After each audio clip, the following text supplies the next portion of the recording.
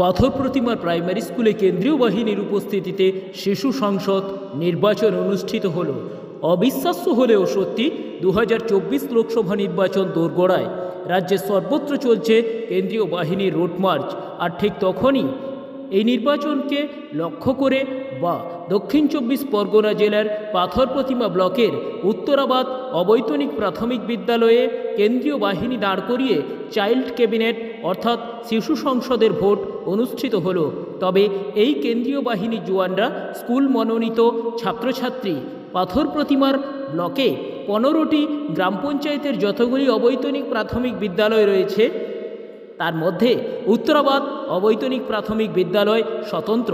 স্কুলের 100% মাইনরিটি ছাত্রছাত্রী। প্রথম শ্রেণী থেকে পঞ্চম শ্রেণী পর্যন্ত 442 জন ছাত্রছাত্রী।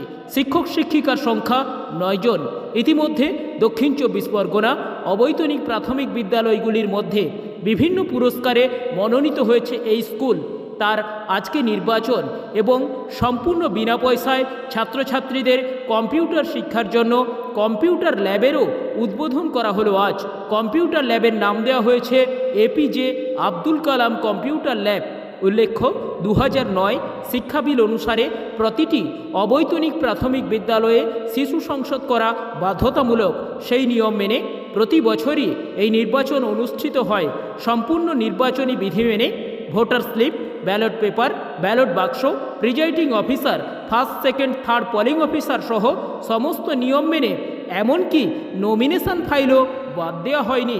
আজ স্কুলে উপস্থিত ছিলেন পাথর প্রতিমা পঞ্চায়েত সমিতির সভাপতি তনুশ্রী মণ্ডল, দক্ষিণ গঙ্গাধরপুর গ্রাম পঞ্চায়েতের প্রধান ফয়জুল হক মোল্লা, স্কুলের প্রধান শিক্ষক অজয় জানা এবং বিভিন্ন স্কুলের শিক্ষক শিক্ষিকা ও অভিভাবক অভিভাবিকারাও উপস্থিত ছিলেন। 2009 শিক্ষা বিল অনুসারে প্রত্যেকটা বিদ্যালয়ে শিশু সংসদ গঠন করা বাধ্যতামূলক। সেইটাকে মাথায় রেখে আমরা প্রথমে হাত তুলে নির্বাচনটা করতাম। তাতে ছাত্রছাত্রীদের মধ্যে একটা বৈষম্য মনোভাব বা শিক্ষকদের মধ্যে একটা মানসিকতা তৈরি হতো যে এই ছেলেটাকে ওই মেয়েটাকে তুলে নিলে বোধহয় ভালো হয়। কিন্তু আমরা যখন দেখলাম যে ছাত্রছাত্রীদের মাধ্যমে যদি নির্বাচন একটা প্রক্রিয়ার মাধ্যমে করা যায় তাহলে সুনির্দিষ্ট তাদের বিবেচনা বা যাচাই করার ক্ষেত্রে তারা নির্দিষ্ট তাদের যে লক্ষ্য সে লক্ষ্যটা ঠিকই থাকবে। তা আমরা এইটা নিয়ে আজ কয়েকটা বছর ধরে এই ধরনের একটা প্রক্রিয়া চালিয়ে যাচ্ছি। নির্বাচনের মাধ্যমে ছাত্রছাত্রীরা তারা নির্বাচন প্রক্রিয়া অংশগ্রহণ করছে, নির্দিষ্ট ব্যালট রয়েছে, সেই ব্যালটের মাধ্যমে তারা ভোট দিয়ে তাদের যাদের পছন্দকে তারা সেই পছন্দকে বেছে নিচ্ছে। এখানে কি নির্বাচন বিধি মানা হচ্ছে? নির্বাচন বিধি সরকারি নির্বাচন বিধি নয়, আমাদের বিদ্যালয়েরই নির্দিষ্ট কিছু নিয়ম বিধির মধ্যে থেকে এগুলো করতে হয়। যেহেতু এটা বিদ্যালয়ের পরিকাঠামোর মধ্যেই অন্তর্ভুক্ত, তাই বিদ্যালয়ের কিছু নিয়ম কানুনের মধ্য থেকে এই নির্বাচনটা আমরা করি।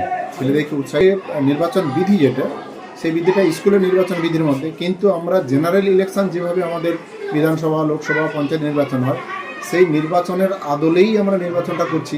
যা আমাদের স্কুলের ছাত্রছাত্রীরা ফৌজের ব্যবস্থা রয়েছে, পুলিশ প্রশাসনের দায়িত্বে রয়েছে, আমাদের বুথ ক্যাম্প রয়েছে, মেডিকেল টিম রয়েছে, আমাদের বাইরে থেকে অন্যান্য প্রাথমিক বিদ্যালয় এবং হাই স্কুল থেকে আমরা পোলিং পার্সোনালদের নিয়ে এসে আমরা এখানে নির্বাচনটা করাই। কাউন্টিংয়ের জন্য বাইরে থেকে আমরা নিয়ে এসে নির্বাচনটা করাচ্ছি। আমাদের টোটাল সিস্টেমটাই হচ্ছে নির্বাচন সিস্টেমের মধ্য দিয়েই করছি। আপনার পরিচয়? আমার নাম অজয় কুমার জানা, আমি উত্তরাবাদ অবৈতনিক প্রাথমিক বিদ্যালয়ের প্রধান শিক্ষক। স্কুলে কত ছাত্রছাত্রী? আমার বিদ্যালয়ে 452 জন, 2024 শিক্ষাবর্ষে 452 জন ছাত্রছাত্রী। শিক্ষক শিক্ষিকা? আর শিক্ষক শিক্ষিকা আমাদের রয়েছে, আমাদের পার্মানেন্ট শিক্ষক রয়েছে 7 জন, প্যারা টিচার রয়েছে 2 জন। আমরা ইতিমধ্যে এই উত্তরাবাদ অবৈতনিক প্রাথমিক বিদ্যালয় পরপর 3 বার আমরা পাথর প্রতিমা পঞ্চায়েত সমিতির নিরিখে আমরা প্রথম পুরস্কার অর্জন লাভ করেছি। 2016 সালে পাথর প্রতিমা পঞ্চায়েত সমিতি এবং দিগম্বরপুর অঙ্গীকারের সহায়তায় আমরা প্রথম পুরস্কার পেয়েছিলাম। 2017 সালে পাথর প্রতিমা পঞ্চায়েত সমিতির নিরিখে আমরা ব্লক সেরা হয়েছিলাম। এবছরই 2024 সালে এই 1 মার্চ পাথর প্রতিমা পঞ্চায়েত সমিতির নিরিখে আমরা পাথর প্রতিমা উত্তর চক্রে আবার প্রথম স্থান অধিকার করেছি।